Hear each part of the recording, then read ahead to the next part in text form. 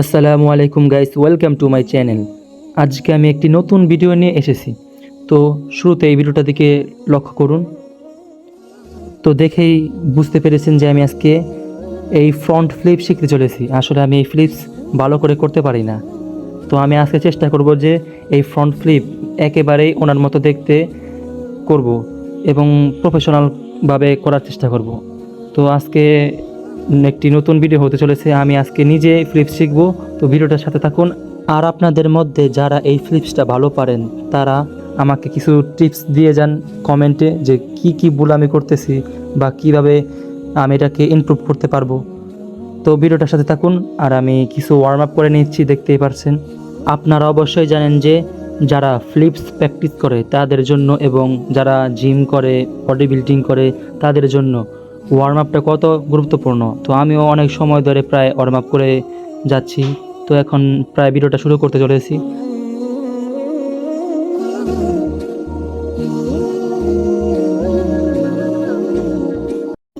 তো গাইস, আমি শুরুতে ওয়েব স্টার দিয়ে শুরু করব। এটা এক ধরনের ফ্রন্ট ফ্লিপ, কিন্তু এটা আর কি আমার ভয় একটু কমিয়ে দিবে। তো আমি এটাও তেমন ভালো করতে পারি না, এটাতে আমি কোনো প্রফেশনাল না। তো এখন আমি সাধারণভাবে রোল করব, ফ্রন্ট রোল, কারণ এটা খুবই দরকারি ফ্রন্ট ফ্লিপ শেখার জন্য।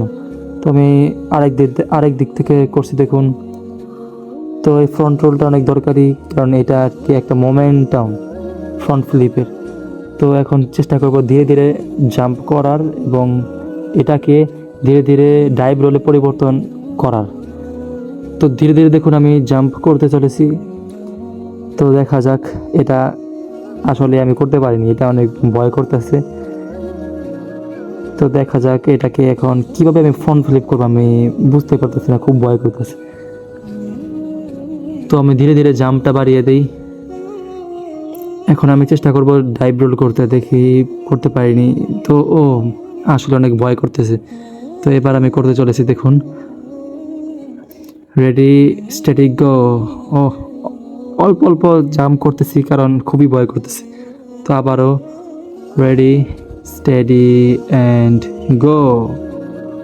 তো গাইস, দেখতে পাচ্ছেন এখন একটু ভালো হচ্ছে এবং আমার ভয়টা অনেক কমে গিয়েছে। তো আমি আরও ভালো করার চেষ্টা করতেছি। তো আমি খেয়ালি পোলাও পাকাচ্ছি যে আমি এখানে একটা টেবিল দেখেছি, এই টেবিলের উপর দিয়ে জাম্প করে চলে যাব। তো দেখি করতে পারিনি। তো মনে হয় যে কিছুটা হয়েছে, আরেকবার প্র্যাকটিস করি, কিন্তু ভয়টা অনেক কমে গিয়েছে, আপনারা দেখেই বুঝতে পেরেছেন। তো আরেকবার করা যাক এটাকে।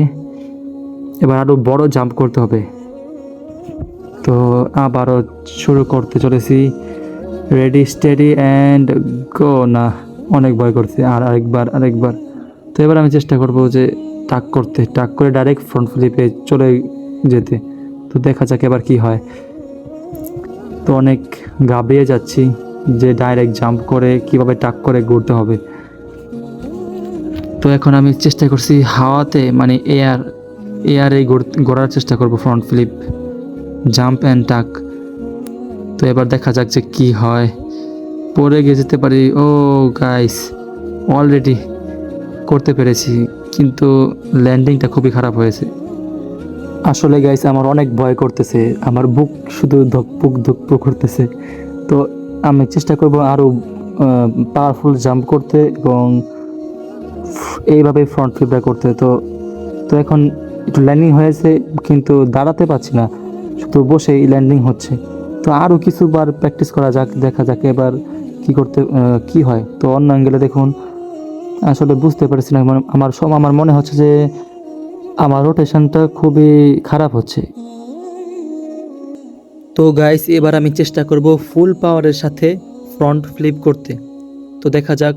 তো গাইস দেখুন, এবার খুবই ভালো হাইট হয়েছে এবং স্লো মোশনটা দেখুন, কিন্তু ল্যান্ডিংটা কেন ফুললি দাঁড়াতে পারছি না, এটাই বুঝতে পারতেছি না।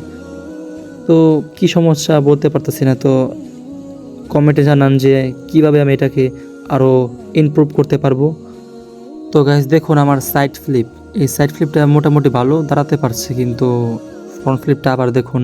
তো গাইস, এবার ফ্রন্ট ফ্লিপটা ভালো করে লক্ষ্য করুন, দেখুন হাইট ভালো হয়েছে, টাক ভালো হয়েছে, কিন্তু সমস্যা হলো দাঁড়াতে পারছি না ভালো করে। তো গাইস কমেন্ট বক্সে কিছু টিপস দিয়ে যান এবং ভিডিওটা পছন্দ হলে একটি লাইক করে দিন।